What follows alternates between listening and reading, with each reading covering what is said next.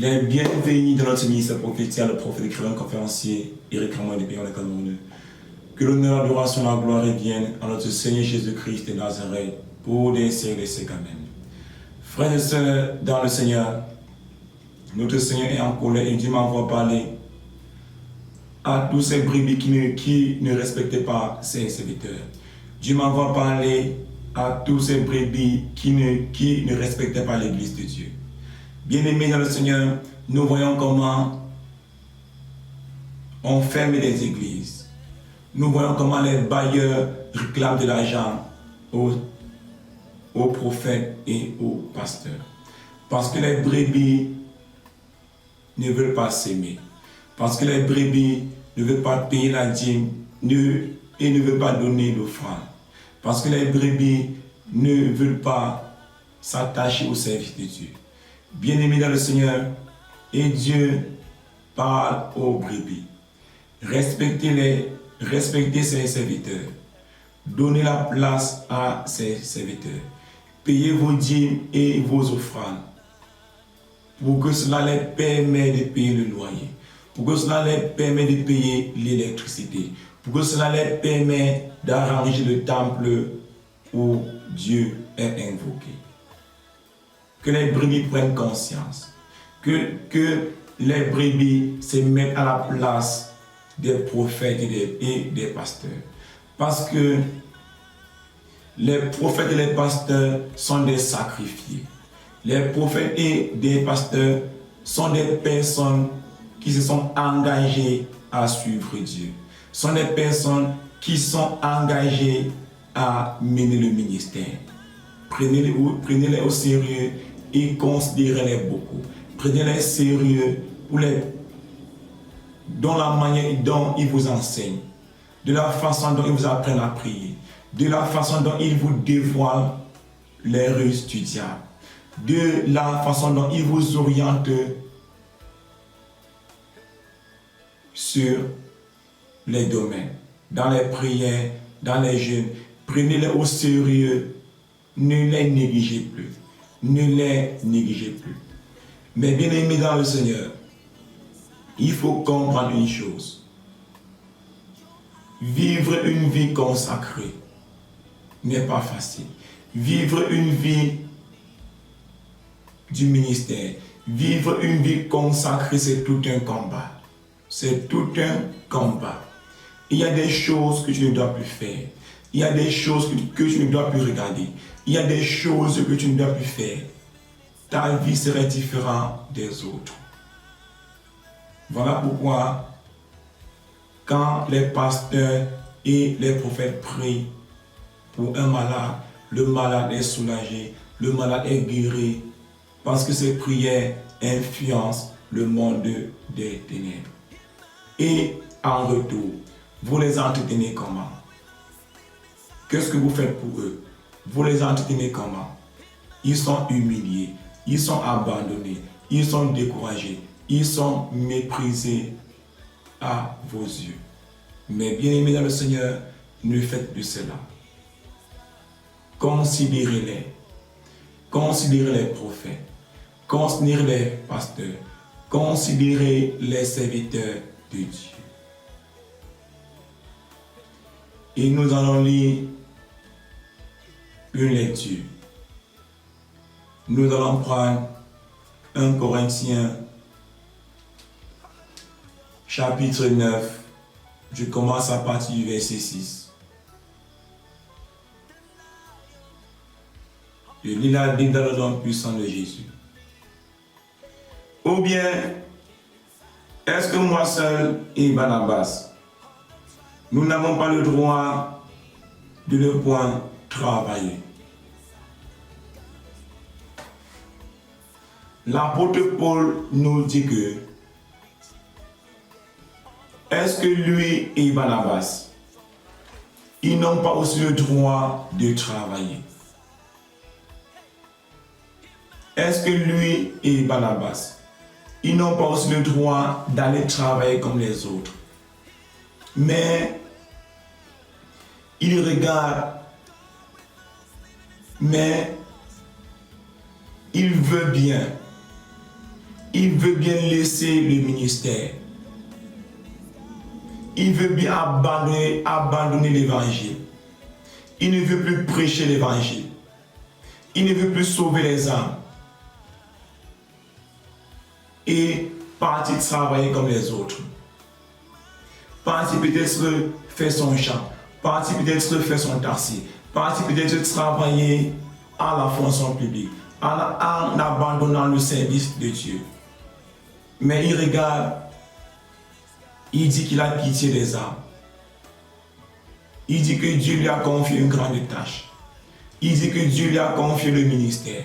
Il dit que Dieu lui a confié sa parole. D'aller évangéliser. D'aller prophétiser sur les gens.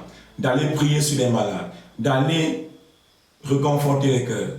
D'aller guérir les lépreux. D'aller guérir les maladies. Et lui, il considère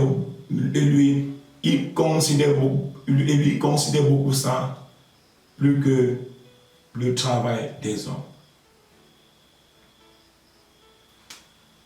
Bien-aimés dans le Seigneur, et quand nous continuons dans le verset 7, qui jamais fait le service militaire à ses propres faits, à ses propres frais, qui est-ce qui plante une vigne et n'en mange pas le fruit? Qui est-ce qui fait paître un troupeau et ne se nourrit pas du lait du troupeau? Bien-aimés dans le Seigneur, qui est-ce que, quand le troupeau, quand un berger garde ses brebis, quand un berger donne à manger à ses brebis, quand un berger entretient ses brebis, quand un berger lave ses brebis, prend soin de ses brebis, et quand ses brebis prennent du poids, c'est lui qui recueille le lait des brebis. C'est lui qui jouit du lait de ses brebis. C'est lui qui recueille le lait de ses brebis. Comme pour dire que assister au pasteur, assister au prophète, assister au temple de Dieu. Parce que les prophètes et les pasteurs se sacrifient sur vous. Les prophètes et les pasteurs viennent s'aimer sur vous. Les prophètes et les pasteurs viennent combattre pour vous. Ils viennent bagarrer pour vous sur le plan spirituel. Et quand on vaut bien multiplier, et quand vous n'êtes plus opprimé par le diable, pensez aux pasteurs, pensez aux prophètes, visitez-les, parce qu'ils combattent pour vous. Ils vous apprennent à prier, ils vous apprennent à prier, ils vous apprennent à jeûner, ils vous apprennent à vous défendre sur le plan spirituel, ils vous apprennent à garder vos propres biens, pour que vous multipliez et vous allez de gloire en gloire. Et quand nous lisons Luc chapitre 8, verset 2 à 3, qui nous dit ceci. Les 12 étaient avec de lui et quelques femmes qui avaient été guéries d'esprits malins et de maladies. Marie dit de Magdala, de laquelle étaient sortis 7 démons. Jeanne, femme de Chisa, intendant d'Hérode. Suzanne et plusieurs autres qui l'assistaient de leurs biens. Vous voyez comment, mes bien-aimés dans le Seigneur, ces deux femmes qui avaient été guéries par la main des apôtres.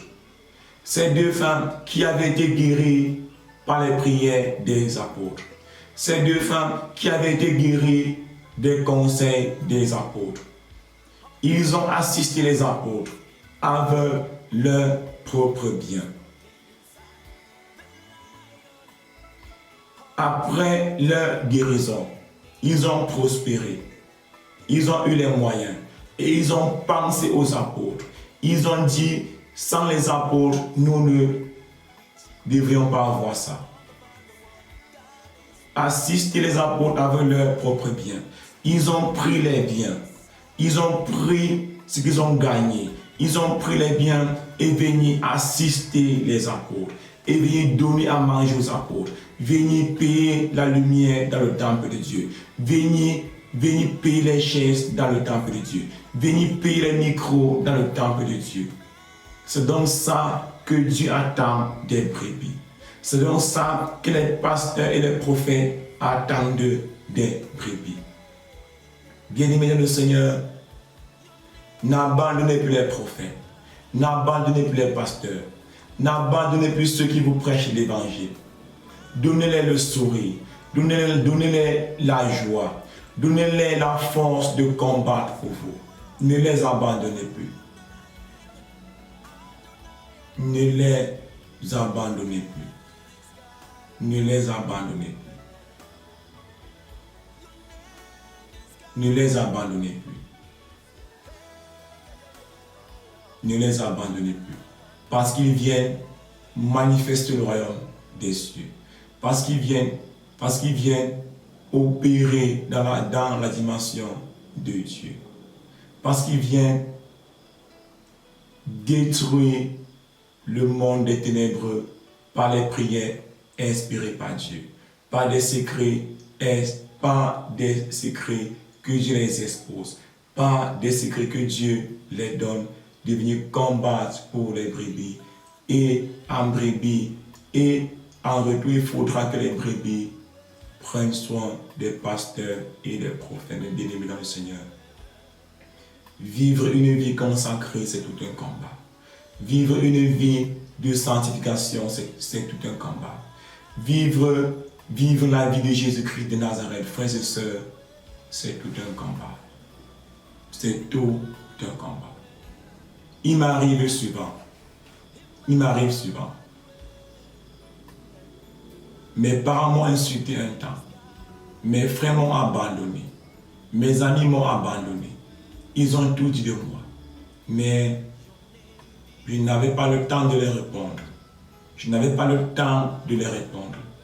Parce qu'ils ne connaissent pas ma relation avec Dieu.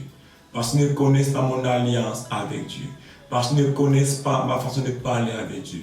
Parce qu'ils ne connaissent pas les secrets que Dieu me donne. Voilà pourquoi je n'ai pas à répondre aux personnes qui ne peuvent pas supporter la sanctification. Je n'ai pas à répondre à des personnes qui ne peuvent pas supporter le jeûne.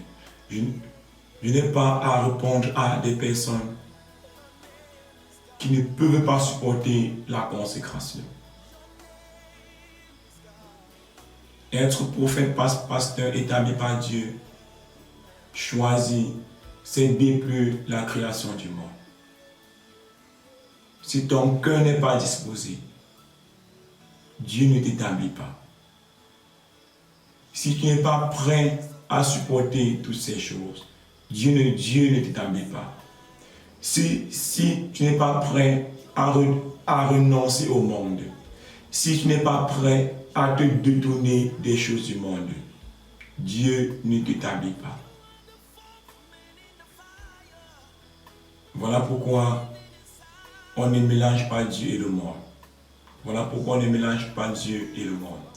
Mes frères et sœurs dans le Seigneur, que l'honneur, l'adoration, la gloire reviennent à notre Seigneur Jésus-Christ de Nazareth pour des siècles et des siècles. Amen. Message d'exhortation aux brebis de Dieu. Message d'exhortation aux brebis de Dieu. Ne soyez plus comme vous êtes. Changez beaucoup. Visitez les prophètes et les pasteurs. Donnez-les le sourire. Donnez-les la joie. Donnez-les la force dans la consécration. Et réconfortez-les beaucoup.